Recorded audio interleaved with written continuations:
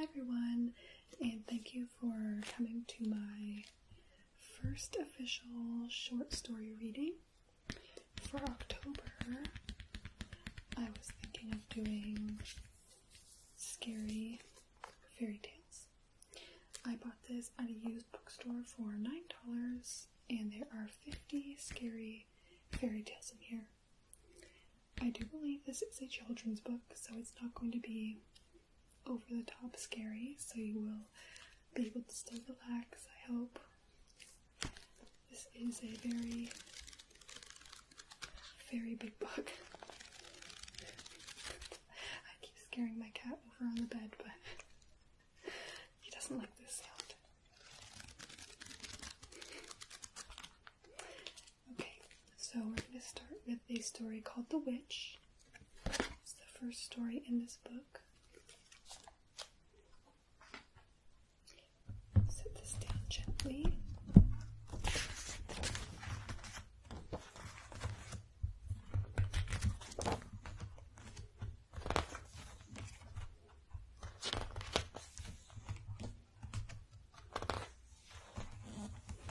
Okay.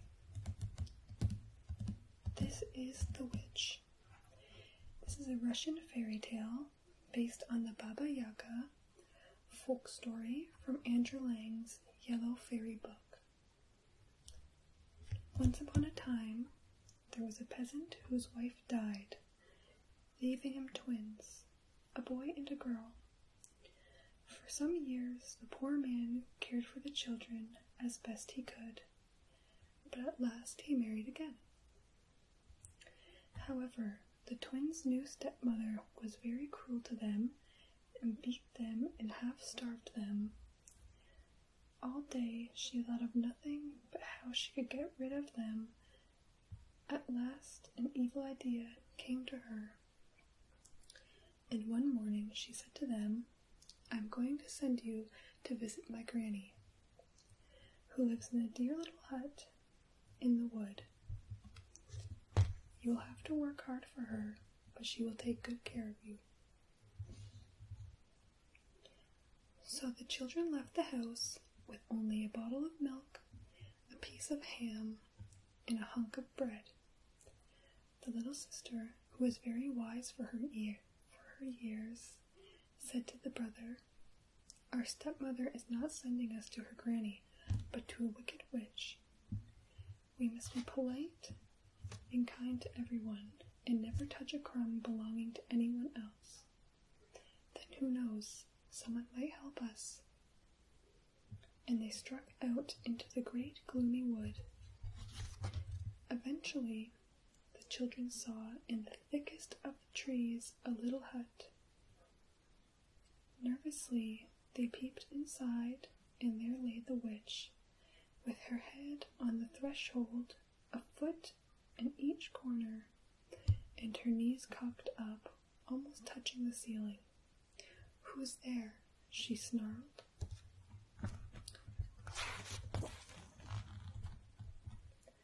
Though the twins were terrified, they answered politely, "Good morning, Granny. Our stepmother has sent us to serve you." "See that you do it then," growled the witch. "If I am pleased with you, I will reward you, but if I am not, I'll cook you in the oven." So saying, she set the girl down to spin yarn, and she gave the boy a sieve in which to carry water from the well. And she herself went out into the wood.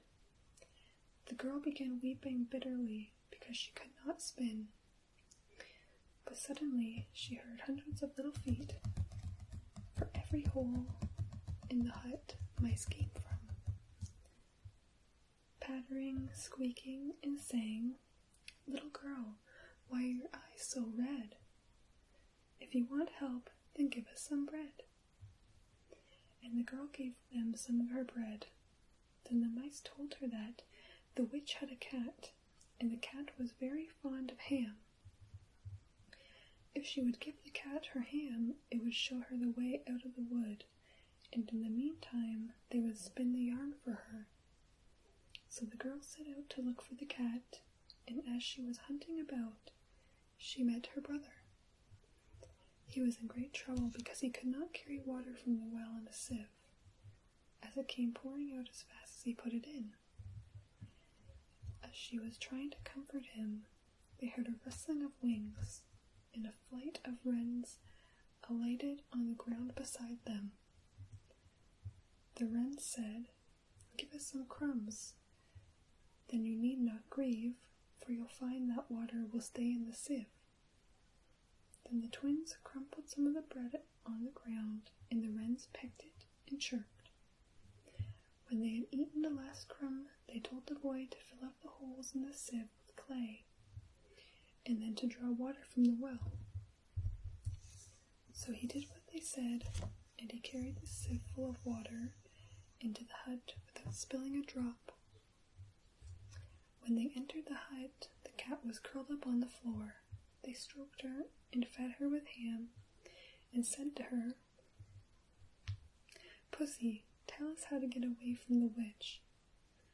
The cat thanked them for the ham, and gave them a pocket handkerchief and a comb, and told the children what they should do with them to escape. The cat had scarcely finished speaking when the witch returned.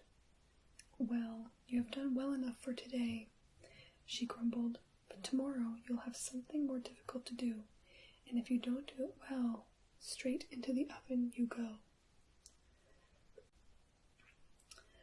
Half dead with fright, the poor children lay down to sleep on a heap of straw in the corner of the hut. They dared not close their eyes and scarcely breathed.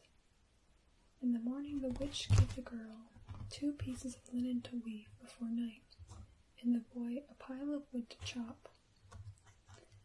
Then the witch left them to their tasks and went out into the woods.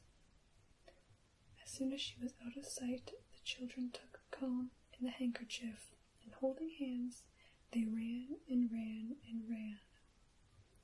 First they met the witch's watchdog, who was going to tear them to pieces, but they threw the remains of the bread to him, and he ate it and wagged his tail.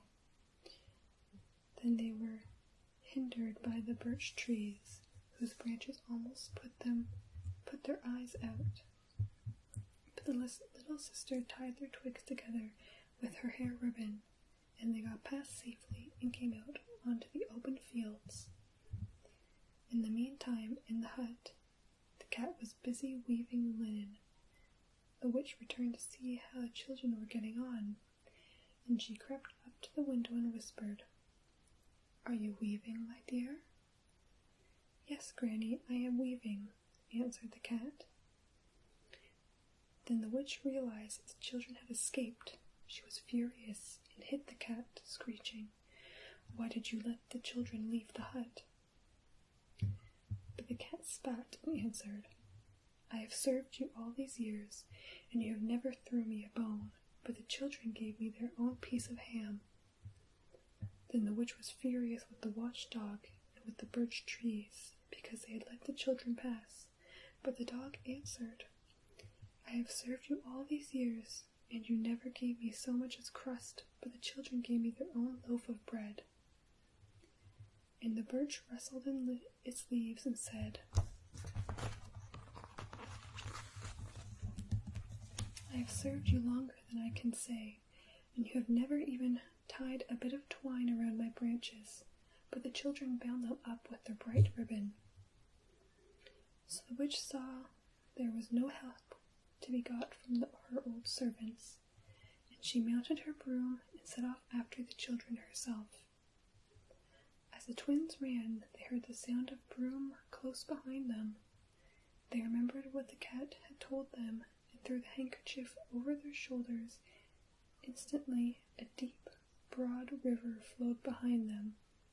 It took the witch a long time to find a place to ride over on her broomstick, but at last she got across and continued the chase faster than before. As the children ran, they heard the broom close behind them. So, quick as thought, They did what the cat had told them and threw the comb down on the ground. In an instant, a dense forest sprang up, in which the roots and branches were so closely intertwined that it was impossible to force a way through it. When the witch came to it, she found that there was nothing for it but to turn around and go. Back to her hut, tearing her hair with rage, the twins ran straight on till they reached home. They told their father all that they had suffered, and he was so angry with their stepmother that he drove her out of the house and never let her return. Then he and the children lived happily ever after. So that was today's short story. Depending on the length of other stories in the book, I might read 2 at a time. For today, we will just keep it at that. I hope you enjoy this short story. I'm a little bummed that stories aren't a little scarier, but I couldn't find a collection of actual scary stories for adults. So I hope this video was nice and relaxing, and I hope you have a good morning, good evening, and good night. See you later. Bye.